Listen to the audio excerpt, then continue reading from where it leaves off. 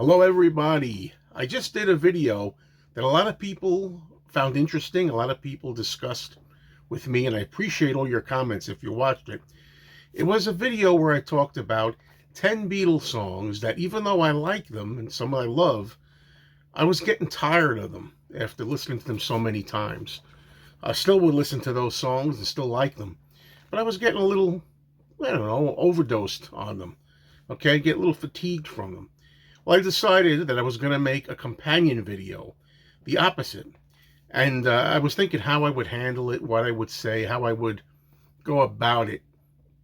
And what I decided to do was I'm going to call this more or less keeping in the realm of songs by the Beatles that are very popular, that you hear a lot, that I hear a lot, but yet I'm not sick of them.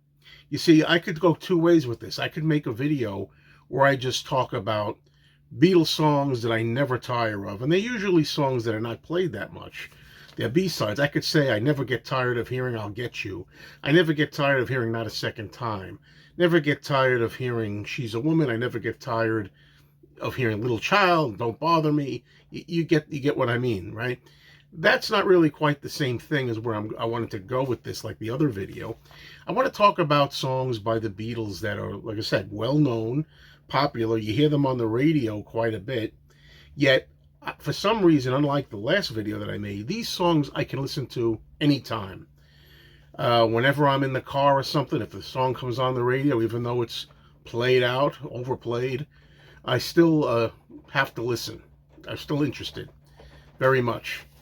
And my ears get turned on. And these are in no particular order. Now, I narrowed it down to 10. There are way more if I kept going on and on here I could have come up with. But I decided to narrow it down to 10. These are in no particular order. They're just as I wrote them, as I thought of them. And I just sat here for 5 minutes and they came to me. These are the first 10 I thought of. There are probably more. There are probably more than 10. Here we go. First one, which was easy because it's my favorite Beatles song. And that's not easy to do when you like the Beatles as much as I do. To come up with like your favorite Beatles song. Really? How can you do that? It's impossible. Well, I picked this one. It's She Loves You. She Loves You is a song to this day. If I'm in the car and I have the radio on and I hear the opening drum roll, boom, boom, I'm like, I'm ready. I'm ready to go on a rocket ship ride to just a couple of minutes of pure early Beatles rock. The Beatles at the Beatlemania peak, when they're just starting to really take off. I say peak, well, it's when they're really starting to take off with Beatlemania. She Loves You is a fun, upbeat, exciting, exhilarating joy of rock and roll. The Beatles operating on all cylinders, an early classic. It's everything that epitomizes what the Beatles were about, particularly in their early yeah, we love the Beatles fandom and mania. She Loves You never gets old. Second one, Can't Buy Me Love. Can't Buy Me Love is one of the most played out Beatles songs that there is, but when it starts out right away with the Can't Buy Me Love singing, again, an upbeat, intense track with the great guitar bits in the middle and of it all. I really love that song. It's a pop classic. And although I can't always find something fresh to offer to say about these things, I just never get bored with it, never get tired of hearing it. Number 3, Revolution. Beatles doing balls to the wall, guitar crunching, screaming rock again. Got something to say. It's a message song about, you say you want a revolution. You know, we all want to change the world and etc., etc. But you can count me out if you're talking about destruction. I don't have to go through the lyrics. You know what I mean. Just the idea that it's a message song. It's got something to say. It's politically driven to a point. And it mostly because I always call this one of the Beatles' street cred songs. They get street cred.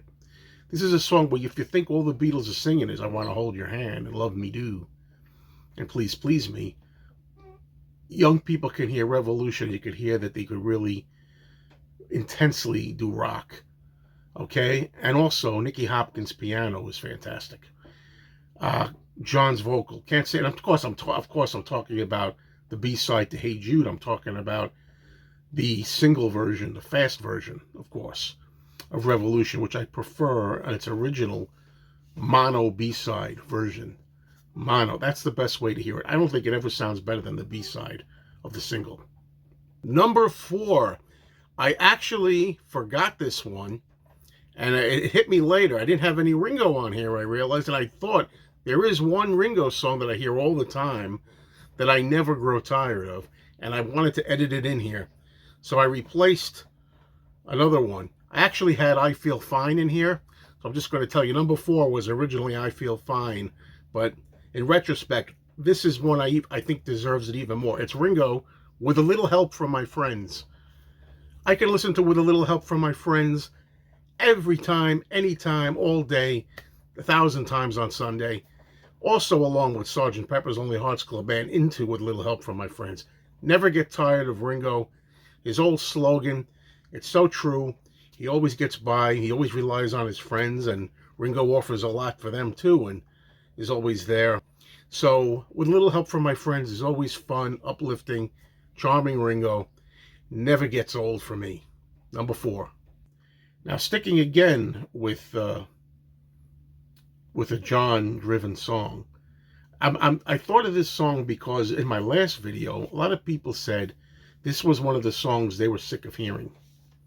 And I thought, I'm not tired of this at all.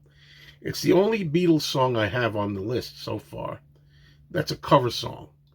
And it's the Beatles version of "Twist and Shout." A magic rocker, because John had a cold, a very bad cold. I think it's the last song of the session that they did. His voice was torn to shreds, and he absolutely screams out this song with his throat falling apart.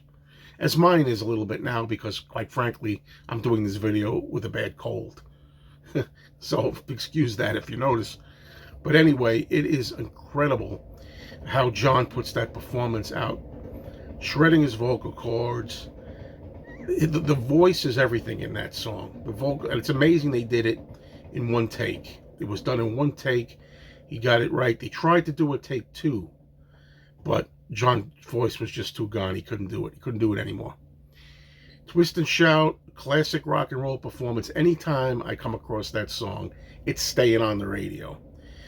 Now, I want to give Paul some love here, because some people thought that I was dissing Paul. I've already mentioned "Can't Buy Me Love." Okay, so that was good. That was a Paul song. But don't worry, I got a couple more. I want to give Paul some credit here too. I kind of alluded to this at the end of my last video. "Let It Be." "Let It Be" is a song that I don't have to tell you. Plenty of times you'll hear it on the regular radio. You don't have to listen to the Beatles channel. You hear it on the regular radio.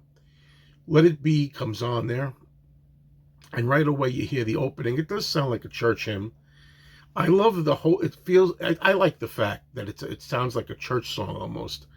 With the organ in there, and it just has this feeling of a holy song. Now I know the Mother Mary in the song is Paul's own Mother Mary. He's talking about his own mother who died when he was a boy. And that's really who he's referring to. But I've seen him in interviews when people ask him, did you mean the Blessed Mother Mary, or did you mean your own mom? He said it's his own mom, but he said, but whichever way you relate to it is fine. It could work either way. It's an inspirational song. It's a song of hope and encouragement.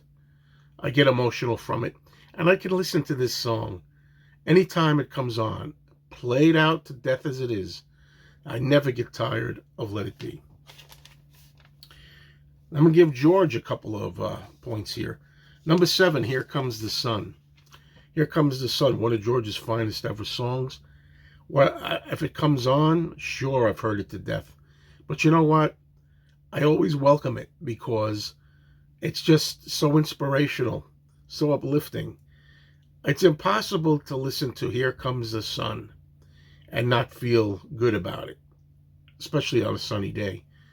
George wrote the song because there were so many problems and legal entanglements with the Beatles and paperwork and all this money and all the problems they were going through.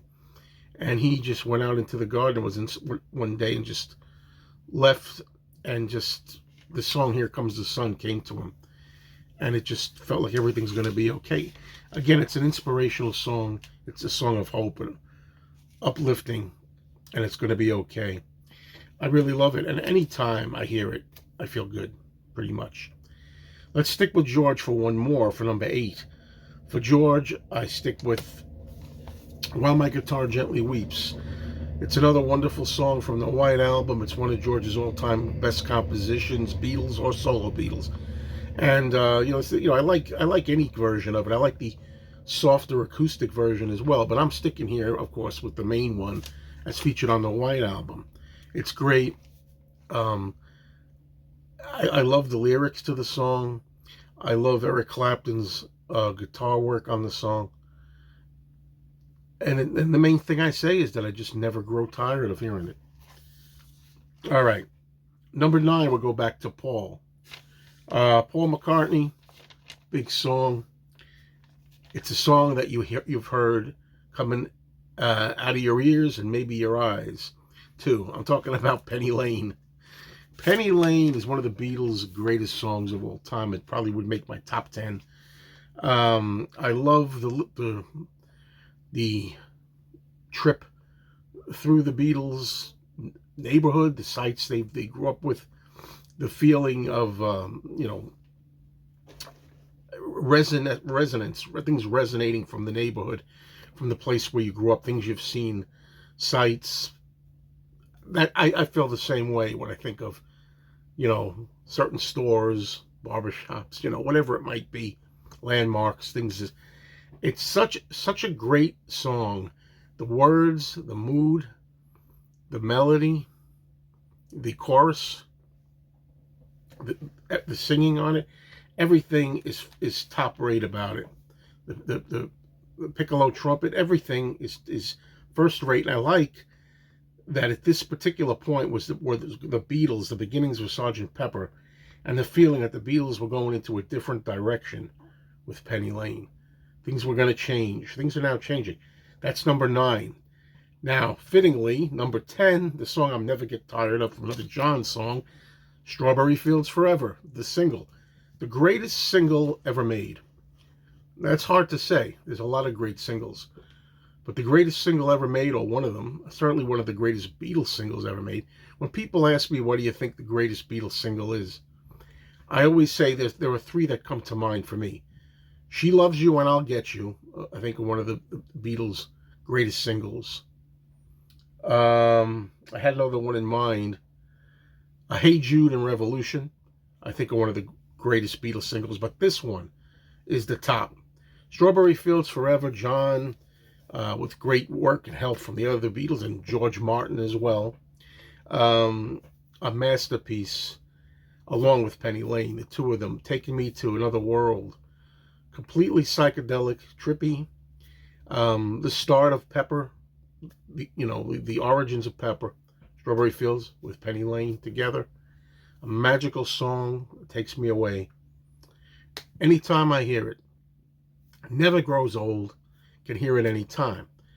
And those are my 10 picks for this particular video. I think I have another video idea in mind. I'll make this a trilogy. I'm not really going to explain what the next one's going to be, but please stay tuned. If you haven't seen the first video I did, please go back and watch it, the video just before this one, where I talk about 10 songs I'm tired of hearing. It's a good, contrast.